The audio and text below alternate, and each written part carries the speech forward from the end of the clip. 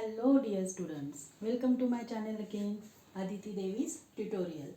As in previous videos we have studied about the metallurgy, particularly we are studying the extraction of aluminium.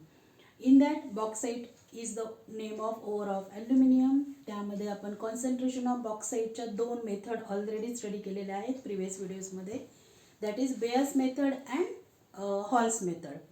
आणि तुम्हाला माहिती आहे की aluminium oxide that is बॉक्साईड Al2O3 dot n numbers of water molecule is amphoteric in nature. Amphoteric means such compounds act as acid also and base also. In presence of acid they act as base, in presence of base they act as acid. म्हणून aluminium ऑक्साईडला that is Al2O3 ला ॲम्फोटेरिक असंही म्हणतात. 1 मार्क्सचा question असतो MCQ साठी. त्यापासून आपण बघितलं, तुम्हाला माहिती आहे की at the end of concentration of bauxite we get alumina. आता त्या ॲल्युमिनापासून प्युअर फॉर्ममध्ये ॲल्युमिनियम कसं मिळवायचं, तर त्यासाठी आपली मेथड असते इलेक्ट्रोलिटिक एक्स्ट्रॅक्शन ऑफ ॲल्युमिना. आता ही मेथड किंवा हे एक्सप्लेनेशन जे आहे alumina getting pure form of aluminium from the alumina which is the end product of concentration of bauxite.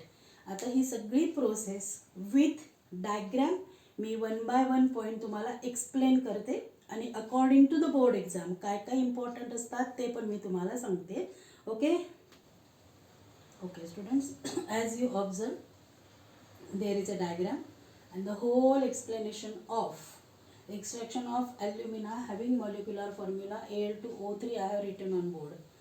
आणि यामध्ये मोस्ट इम्पॉर्टंट तुम्हाला क्वेश्चन असतो what are the two reactions takes place at cathode and anode. आता electrolysis आहे, याचा अर्थ इथे positively charge आणि निगेटिव्हली चार्ज दोन इलेक्ट्रोड आपण यूज करणार आहोत.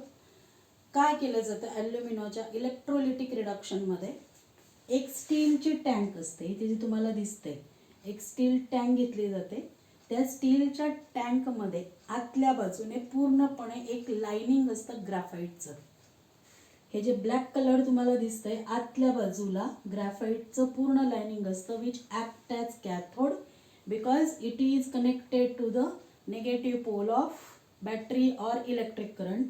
Negative pole indicates that it is a cathode, that is inner lining of the steel tank. Then the carbon rod, set of carbon rod or graphite rod is mostly dipped in some solution. You are observing it and it is connected to the positive pole of battery. So the set of these rods here, according to the diagram, only 3 graphite rod or carbon rods are shown. Maybe more number of graphite rods be used. ते deep केलेले एका सोल्युशनमध्ये पण बॅटरीच्या positive इलेक्ट्रोडला join केले. So all these carbon rods or graphite rods act as anode. आणि मध्ये जे solution घेतलेलं आहे त्या सोल्युशनमध्ये कॉन्सन्ट्रेशनच्या एंडला मिळालेला लिक्विफाईड फॉर्ममध्ये मोल्टन फॉर्ममध्ये ॲल्युमिना having it's molecular formula Al2O3 आपल्याला मिळालं आहे. त्याचं temperature more than melting point त्याचा 2000 डिग्री सेल्सिअसपेक्षा जास्त असतो. मग तो मेल्टिंग पॉईंट किंवा ते टेम्परेचर थोडं रेड्यूस करायला, लोअर करायला मेल्टिंग पॉईंट त्याचा, त्यामध्ये 2 टाईप्सचे अजून कंपाऊंड यूज केले जातात. एक असतो क्रायोलाइट, दुसरा आहे फ्लुअस्पार.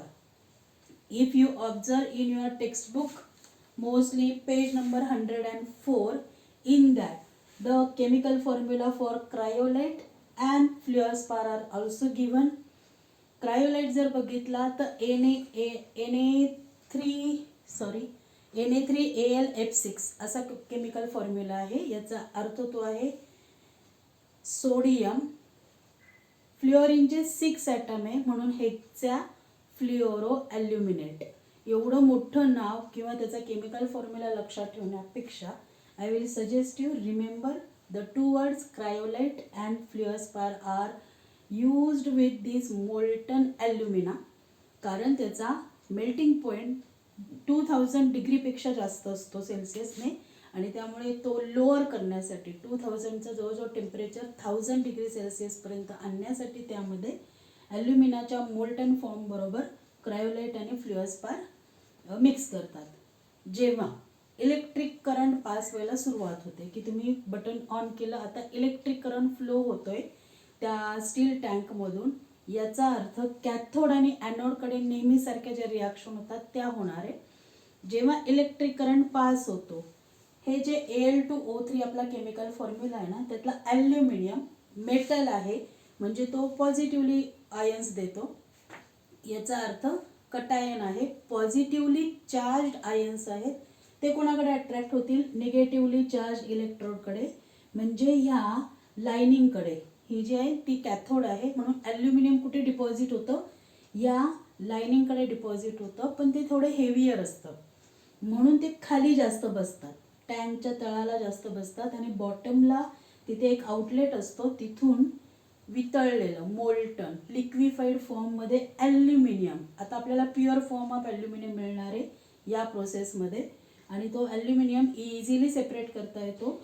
सेम केमिकल फॉर्म्युलानुसार ऑक्सिजन जो आहे तो ऑक्सिजन निगेटिव्हली चार्ज आयन्स असतात, ते अट्रॅक्ट होतील पॉझिटिव्हली चार्ज कार्बन रॉडकडे. जसे ते कार्बन रॉडकडे अट्रॅक्ट होतात, हा कार्बन आणि ऑक्सिजन यांची रिॲक्शन होऊन कार्बन डायऑक्साईड तयार होतं आणि ह्या रॉडचं आहे ना सतत ऑक्सिडेशन होत असतं. ऑक्सिडेशन झालं की त्याचं अप्पर लेअर जी असते ती खराब होते थोडीशी ऑक्सिडेशन प्रोसेसमुळे, आणि त्यामुळे हे जे रॉड्स आहेत ना they have to be replaced again and again. आणि there will be question related to this. Give रिझनमध्ये येतो. In electrolytic extraction of alumina the carbon rods have to be replaced again and again, and July 19 2 marksला give reason येऊन गेले related to this that carbon rods we have to replace again and again. So 2 marksचा give reason असतो. One more important question, the reaction takes place at cathode and anode.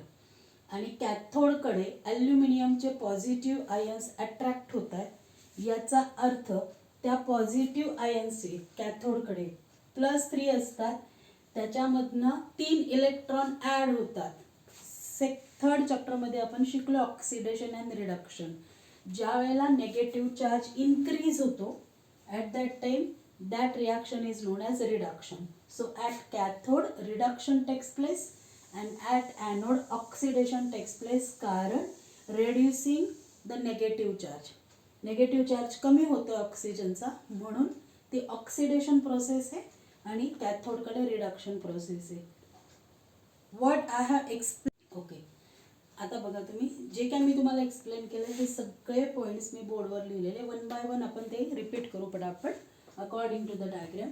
Okay, extraction of alumina is done by electrolytic or electrolysis, use any word, method. In this method the mixture of molten alumina having melting point greater than 2000 degrees Celsius is taken in a steel tank with cryolite and fluorspar to decrease. Why these two are mixed with alumina? To decrease the melting point up to 1000 degrees Celsius. Then the tank has a graphite lining on inner side which act as cathode, and also a set of graphite rods is dipped into that mixture which act as anode, and it is connected to the positive electrode. Now when we start electric current flowing through this tank, what happens? When electric current passes through this tank, aluminum which are positively charged ions are get deposited on cathode, means towards the graphite linings. The molten aluminum is heavier, so that it is collected at the bottom of the tank. Now the oxygen from alumina reacts with carbon rods and forms carbon dioxide, so the carbon rods are get oxidized, and so that we have to replace them again and again. Okay, and what reaction takes place at cathode and anode in the electrolytic reduction of alumina? Here oxygen, that is 2 molecules of oxygen, therefore there are 4 electrons are given out. negative charge कमी होतं, negative charge is decreasing, therefore this process is known as oxidation. Similarly at cathode, as aluminum is get attracted toward cathode, therefore 3 electrons are get added, negative charge is increasing, therefore it is the process of reduction. So keep in mind, according to exam, maybe the diagram will be printed, 3 questions will be based on that. Identify, write the 2 reactions takes place at cathode and anode, and maybe one more extra question related to the mixture of cryolite and fluorspar, their chemical formulae, or maybe give reason. According to the carbon rods we have to replace again and again, त्यामुळे त्याच्याशी related. So most important. And now for some time, for few seconds I am going out of the video, you can take the screenshot or take a snap of this board. That means you will get the ready-made answer with points. 8 points mostly done with reactions. So I am going out of video. Take a screenshot or take a photo. It will help you at the time of doing study of electrolytic reduction of alumina in total. Diagram is printed in your textbook. So understand to this, these points help you too much. Okay, I think you have taken a screenshot. In next video we will discuss about the different methods of which are used against corrosion, आणि त्या सगळ्या method with again explanation I'll explain in next video. Till then, goodbye, take care, and again do your studies but concentrately. Chalo, okay, bye bye students.